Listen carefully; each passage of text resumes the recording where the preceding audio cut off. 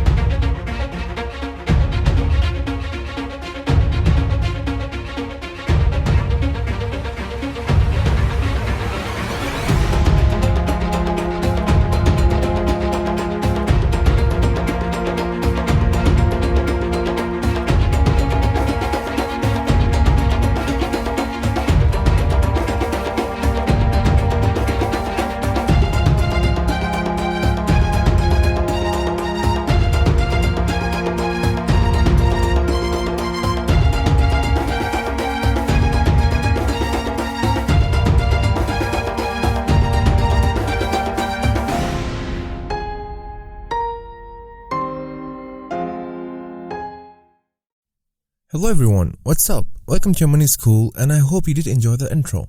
I couldn't find any video on YouTube that could simply explain to me what a recession was and what should I be doing in it.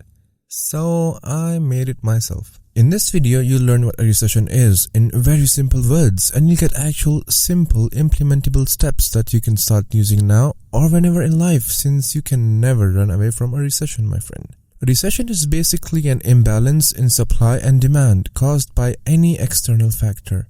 There's a decrease in demand which translates into decreased spending, in an example this COVID-19 pandemic. This leads to a decrease in supply.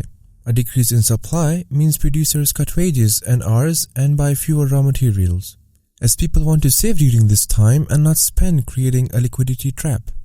So, what is a liquidity trap? People tend to hold on to money in economically unstable times because it is a reliable store of wealth that can be exchanged quickly for other assets such as food, rent, or whatever, a good insurance against an uncertain future. Holding on to money also becomes more profitable when prices are dropping, as a given amount of money will buy ever more goods. When the desire to save is so great that it overwhelms normal spending activity, the economy can become stuck in a liquidity trap. Any increase in the money supply fails to stimulate economic activity as people continue to hoard money while they wait for the economy to improve. As that would work. However, this hoarding slows the economy further and can trap it in a depression. This in turn means that investors hold back money as they fear they'd make a loss and that investing is just not worth it. Companies fear they would spend more and earn less, so they lay off workers, cut down salaries, and decrease production. This leaves people with less money to spend, or they are left being unemployed. Hence, the money supply reduces even more until everything just comes to a halt. The result being people having less money to spend and there are fewer things left to buy as production rates fall to bare minimum. This is how the country's economy or the world's economy comes to a stop, and this is what a recession basically is. An imbalance between supply and demand. Now, this external factor bringing in recession may be of any type. It may be a sudden unexpected economic shock like this pandemic, or because of borrowing large sums of money and going into debt. It may be due to bad investment policies leading to losses on a national level, depriving the state of money supply. Recession may also come due to inflation or deflation, as both cause a disturbance in supply and demand. Furthermore, any groundbreaking invention which leads to increased earning and decreased expenditure also leads to a recession, as fewer, cheaper raw materials may be needed or workers may be laid off. Easy, wasn't it? So how does the NBER, or National Bureau of Economic Research in the US, define it as? It defines it as a significant decline in economic activity spread across the economy, lasting more than a few months, normally visible in real GDP, real income, employment, industrial production, and wholesale retail sales. I had to memorize that for you guys. Just kidding, I'm reading it off script. Anything for you people. So the world has been hit by a recession. Now what? How to get out of it? It's very simple.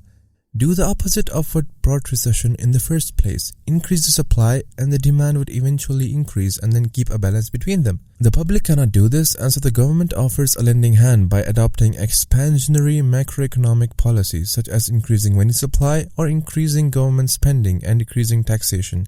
And people are encouraged to spend money. You may have noticed Fed printing away money to increase the money supply and the government's giving away stimulus packages.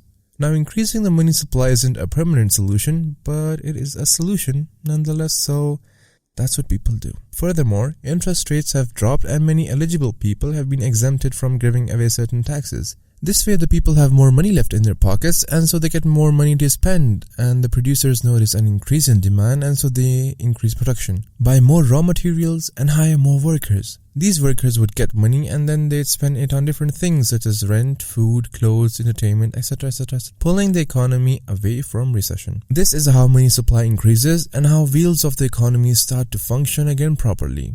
Now, what to do? You've been hit by a recession, and now you're stuck. Number 1, as in all cases of emergency situations, don't panic. Just kidding, you can have your fair share of drama. Now that you have, just stop.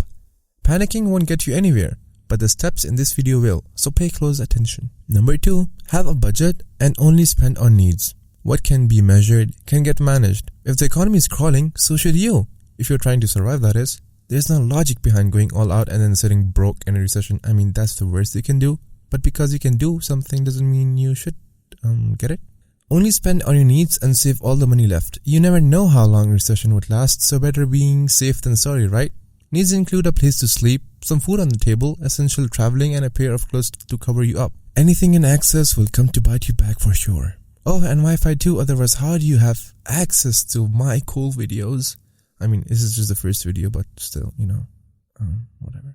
Number 3, if you have an emergency fund, use it. If you were financially smart before the recession, you'd not be watching this video. An average American cannot afford a single emergency of $500. By this time, you should have understood the importance of saving for the future, so now, as soon as this recession ends, start saving 6 months worth of expenses. And if you don't, I will find you. And I will make you do it. Number 4, get rid of debt. If you have high interest debt on you, like unsecured loans or credit cards, get rid of them as soon as possible.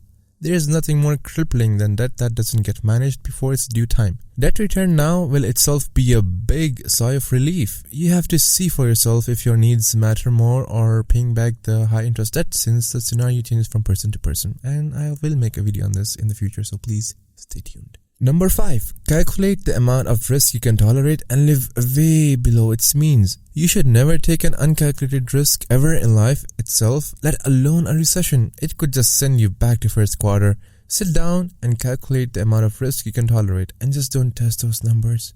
You want to survive a recession, you just don't want to die in it.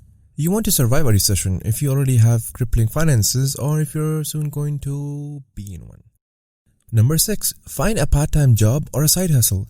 Getting hit by a recession should be enough for you to believe why multiple streams of income are detrimental to your financial situation and why it helps so much to have different income sources in case one stream just closes. Don't put all your eggs in one basket. Pick up a side hustle such as working on your company or projects or the business idea you always wanted to work on. And hey, if you can't think of anything, get a part-time job.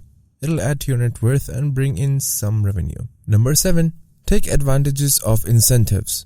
The government itself lends out huge amounts of incentives, whether they're in the form of cash, such as stimulus packages, or reducing taxes and interest rates. Furthermore, if you have been smart and have a very good credit score and you apply early for refinancing on a loan or mortgage, you might as well just get a very good deal on it.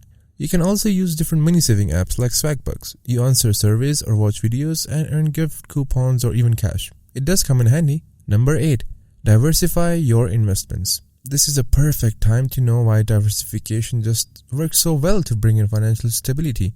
This may be a perfect time to do so, or the worst, depending on your current financial situation and asset allocation, or which is referred to as your portfolio. If you can't do this yourself, get yourself a financial advisor or someone you just trust. More on them coming in the future. Number 9, invest in yourself and keep on networking. Keep on working hard, be disciplined, show up on time, work more than you're asked to, and keep an excellent relationship with your boss and co-workers. This would reduce your chances of being fired when many employees are being laid off. Constantly upgrade your skill level as well as your CV. Networking will help you to land a new job immediately in case you are just laid off. That's just how important networking is. If you made it towards the end of this video, that'd make you the only person to have stayed awake for so long in school, since it's the money school, right? If you enjoyed and learned something, don't forget to share, like, and subscribe, or otherwise I'd come to your home, find you under the bed, and make you do it. Until next time, peace.